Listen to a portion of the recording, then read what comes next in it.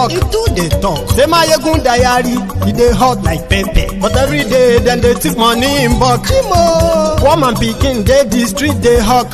Still dem talk say make we no talk. But thank God say Mayegun don come. So my people make you loud. Oh yo yo, Mayegun don come. Oh yo yo, my people make you shout. Oh yo yo, Mayegun don come. Oh yo yo, Mayegun don come, man of the masses. Oh yo yo, Mayegun don come. Oh yo yo, Mayegun diary politico. Oh yo yo, Mayegun don.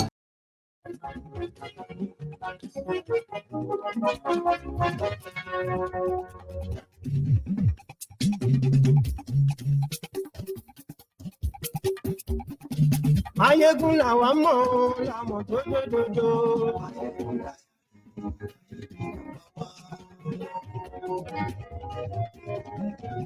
Mayegun làwa mọ̀ làmọ̀ tó dòdòdò.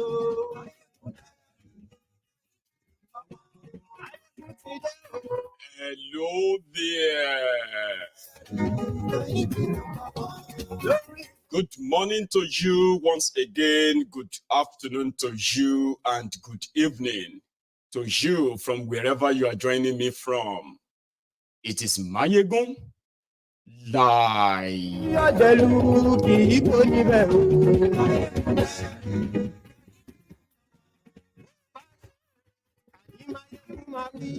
The sad and terrible news coming from Plateau State, just like those before it, tragic. The Fulani terrorists invaded a university campus in Plateau State, killed 18 students, injured many others, and there is no single terrorist either dead or captured as you are watching this video.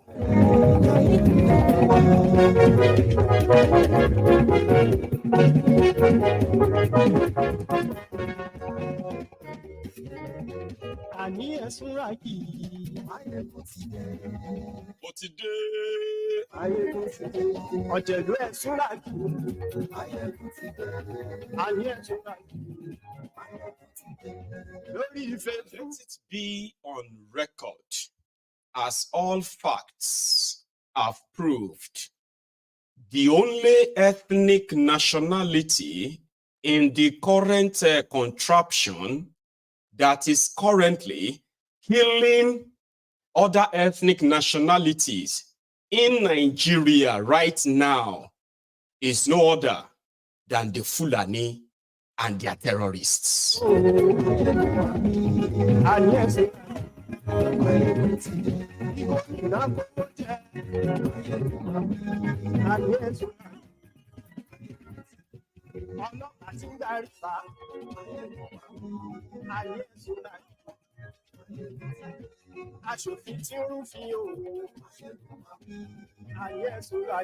we do have a coverage for other stuffs too, but we will talk more about this unprovoked aggression.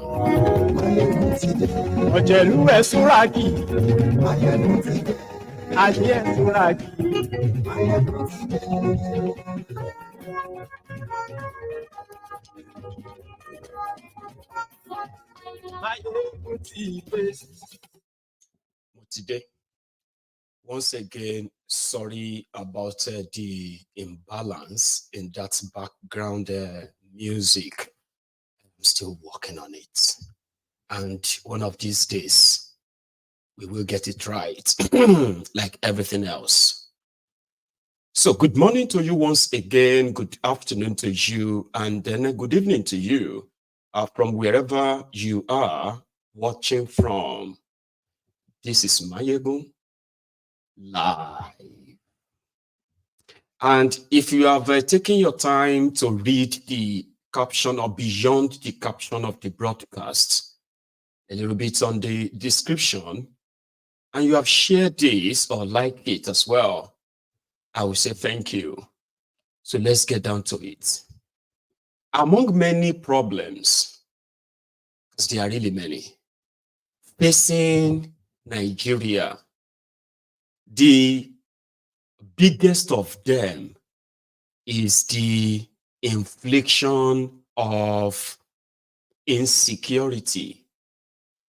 I mean, a lot of us who witnessed the beginning of this politically sponsored ethnic cleansing called the Islamic Jihad that is currently being waged against non-Muslims in Nigeria. In fact, it has escalated beyond these terrorists, going after those they call the infidels, the unbelievers.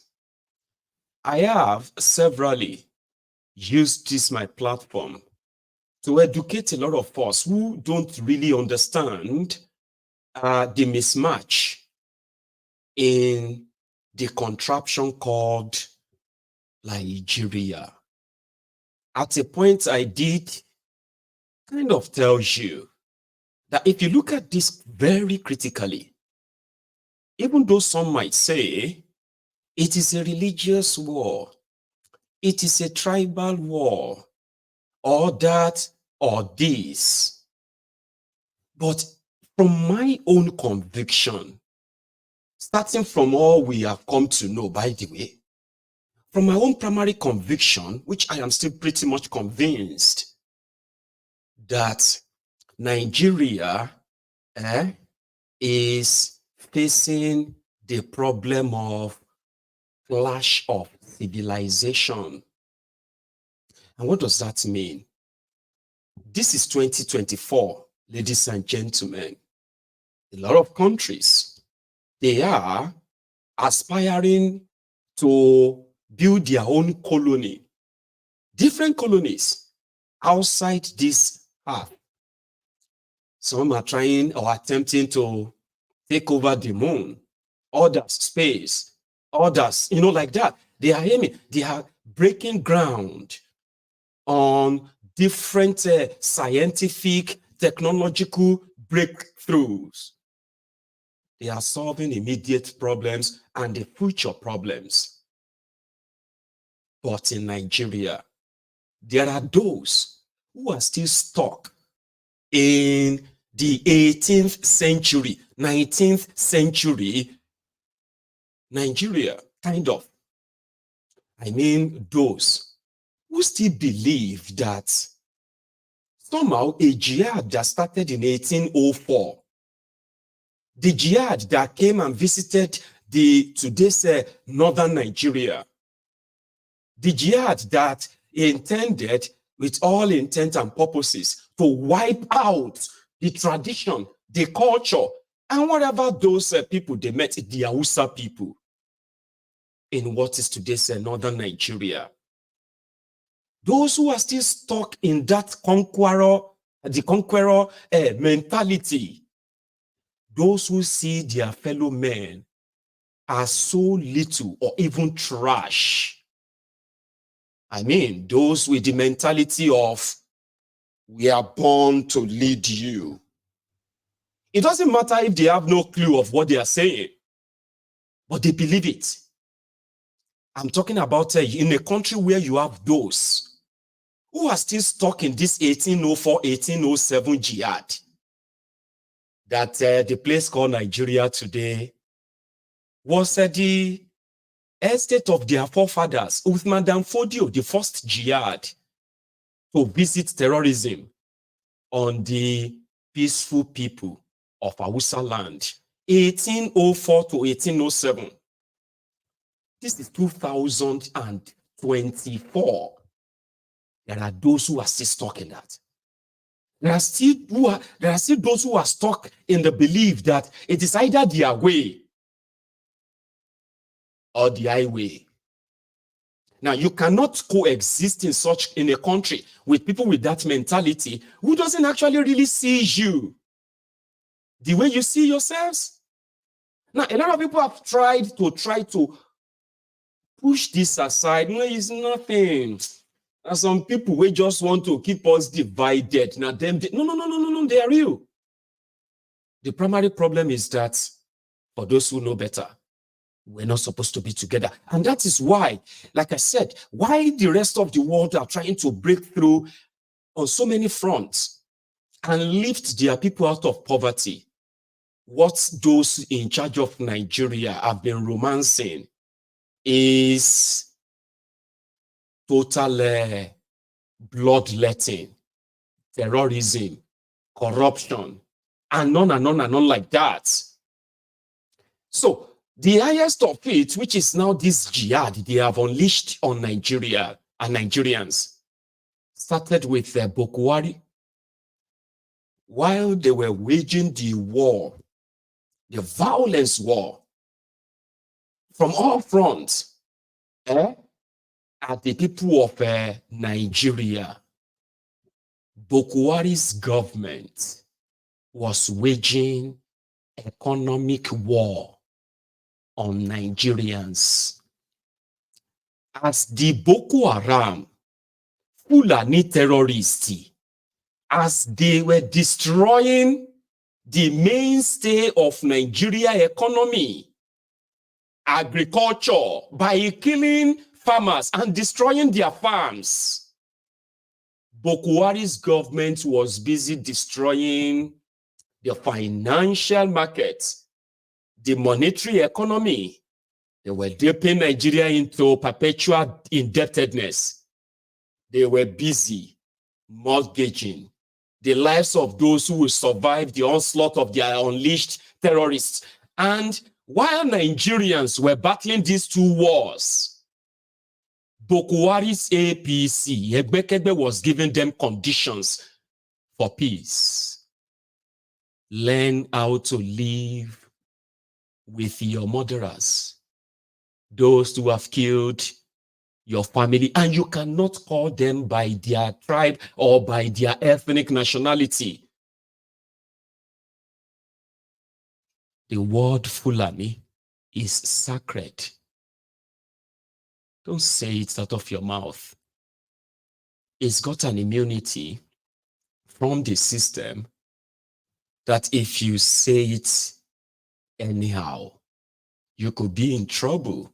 This became more like historically, even under the colonialist, I bet you the rivalry, or should I say the planted divide and rule employed by those colonial thugs was that this tribe, that ethnic nationality, this religion, that one is coming for your religion.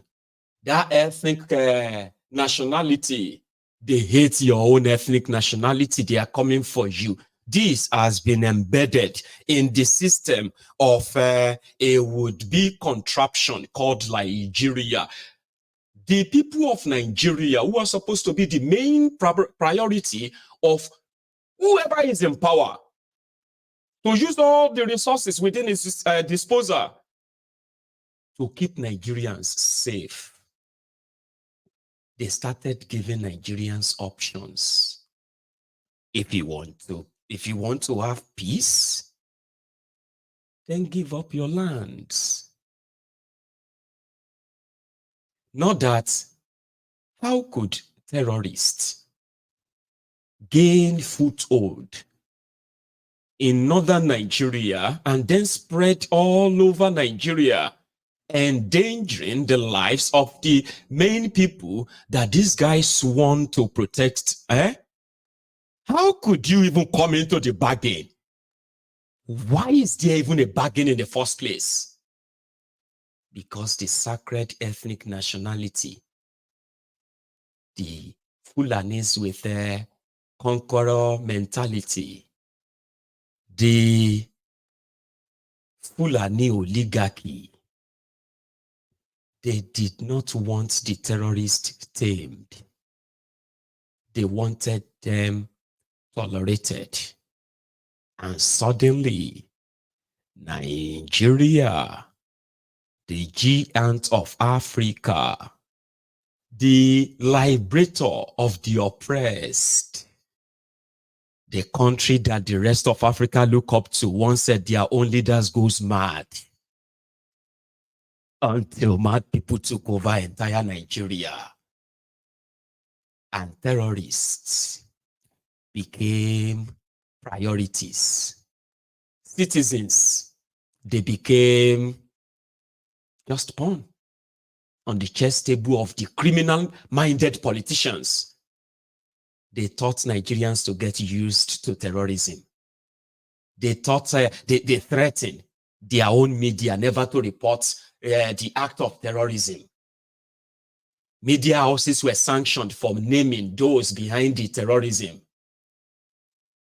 And it's because it is the Fulanis. Fulani terrorists are now, are being protected to continue to kill Nigerians. And the only solution, even if they were ever caught by the overstretched, overused, divided, underpaid military, the system still allowed them to repent without having to face any judge or appear in any court. You can't even say, my village got attacked by the Fulani terrorists. You will be arrested for trying to create divisions in Nigeria. As if to say the Fulani terrorists and the Hausa and Kanuri other terrorists in the Boko Haram, they actually have the license to kill anybody until they are tired of killing. You can't call them out. How dare you call them out? These guys are not trying to break Nigeria. They are just killing people and kidnapping them. But look at those who are trying to break up Nigeria. Even though they didn't kill anybody, kidnap anybody, threaten or bully anybody. But don't you think they are more dangerous than these guys?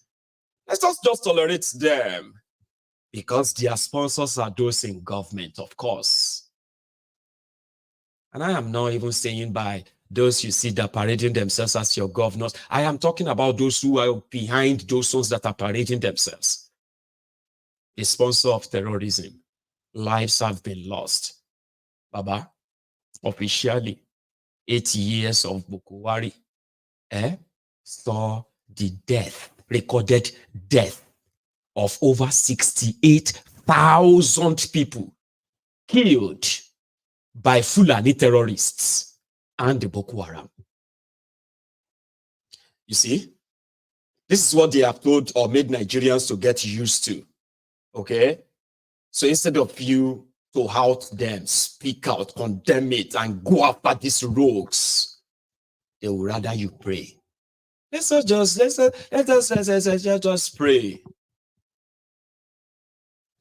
The terrorists now have a seat on the table. And under Bukuwari, Nigeria economy entered canal. According to their data, over 13 million Nigerians were living in extreme poverty. By the time Bukuwari was done, farms destroyed, lives lost, more than, more than 10 million people displaced within Nigeria. And I am not actually making that up. It's unbelievable.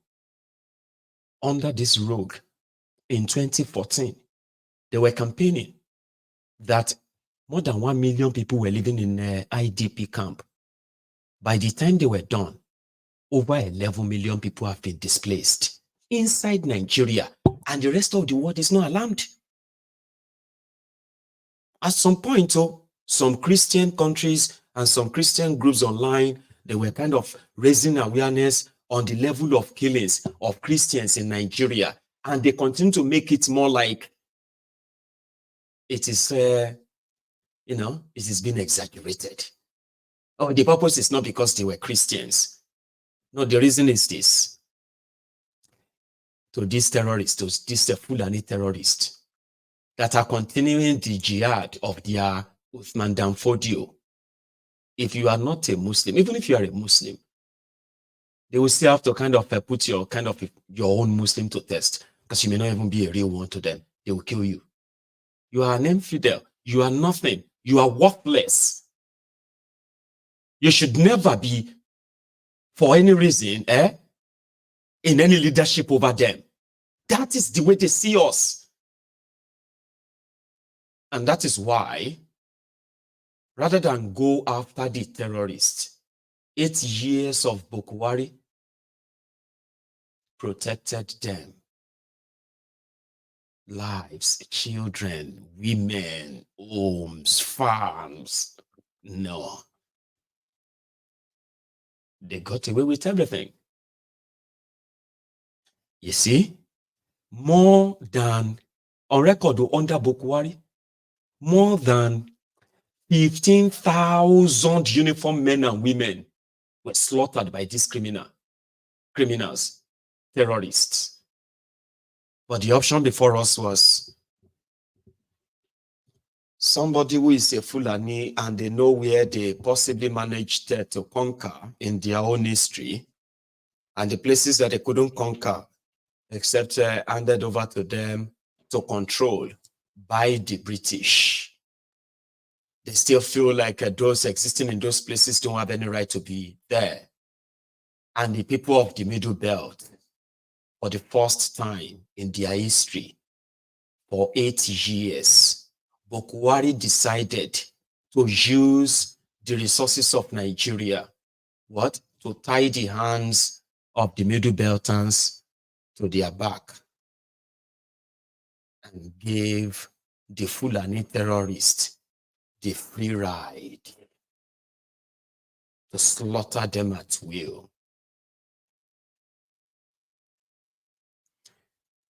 Then yesterday, when the news broke that, in fact, it wasn't when before the news broke, Tifnumbu, who has succeeded Bukwari, told the Afenifere that they have defeated the terrorists and reduced insecurity. Like I told you, that is what they will do. That's what they will be. That's how they will behave. You see, it's going to get to a stage whereby the failure and the hardship that Nigerians are facing, the ones that is taking their lives every now and then, underreported. Tifnumbu and his gang will be giving themselves awards, no matter your situation, that whatever you are going through, you should be grateful to us. If it wasn't for us, your situation would have been worse than that, even though they are behind your situation, and no matter how worse it is, to the point that you will probably begin to doubt yourself. Maybe you are the problem. Maybe Nigeria is already working. Maybe you are just the one who didn't know. But it was less than 24 hours before the news now broke.